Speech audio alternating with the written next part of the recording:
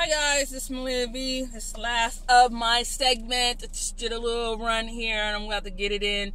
Now, last segment I told you about the FDA. There are no stipulations, no guidelines for the imported hair that comes in, except for the fact that it got to be labeled right and it needs to be clean, and we would like them to follow good manufacturing practices, but they're not checking up on anything. There's no way they can check everything, and clean is relative, especially when you don't have a benchmark to go by. So that's why I suggest you always wash any and all type of human hair that you get before you put it in your head. I mean, come on now. It's when you go to the store, you're not buying dishes straight out the box and using them. You're washing them before. I hope to God you're washing them before you put them on your plate and put it in your child's mouth. So the same thing must apply to you. Otherwise, when you scream foul, don't look at me, because I know where some of these hairs come from. All the rape and pillaging that they're doing over there just to get this hair to you. Anyways, that's just my opinion. Anyway, so I looked up on some warning letters, and this one comes from Tech Resources, LLC. They have Rapid Lash, New Brow, and New Lash. Now, this New Lash and New Brow and Renewal Serum from Tech Resources got issued a warning label for mislabeling, which is kind of like what I said in the last video. You can't say it's the all-natural human hair, 100% human hair when it's a blend. That's called mislabeling. They'll ding you for it, but being that they're overseas, there's really no stipulation to check and balance on that. But if they're here in the U.S.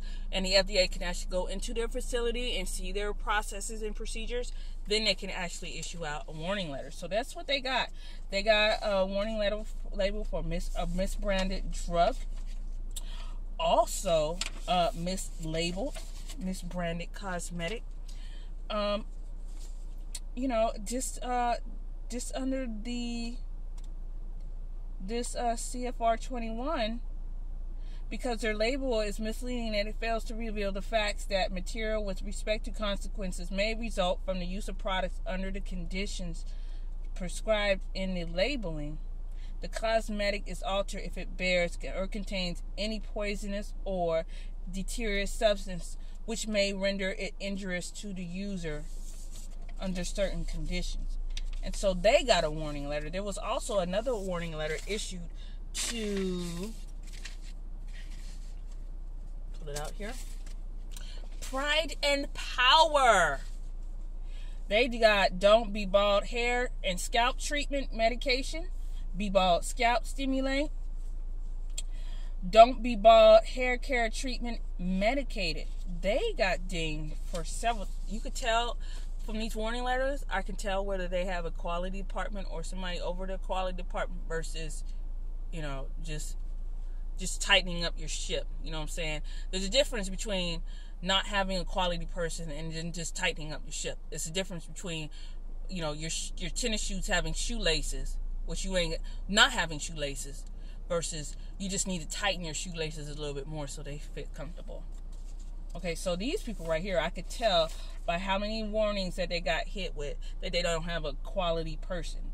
They got failure to establish written procedures, failure to do product testing, failure to have some type of quality control, failure to validate a complete procedure to cleaning and sanitation, which is what I be trying to stress all the time, not only with this natural hair thing, but the hair,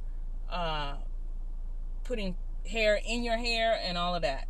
Failure to establish and validate written procedures. Failure to maintain completed written procedures for master production records that pertain to manufactured batches of drugs. So all of this right here, this is what a quality manager would do. So I could tell that they don't have a quality person.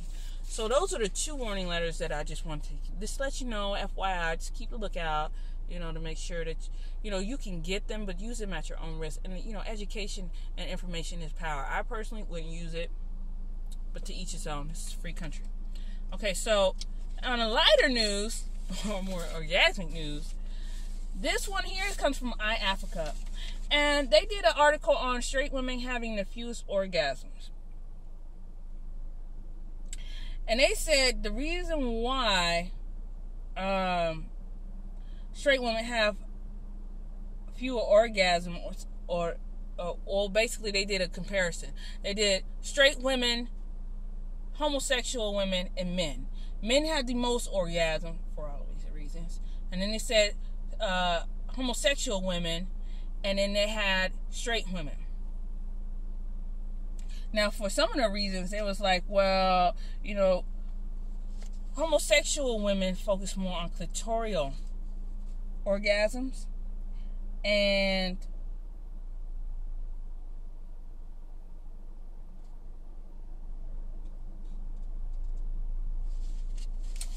they focus more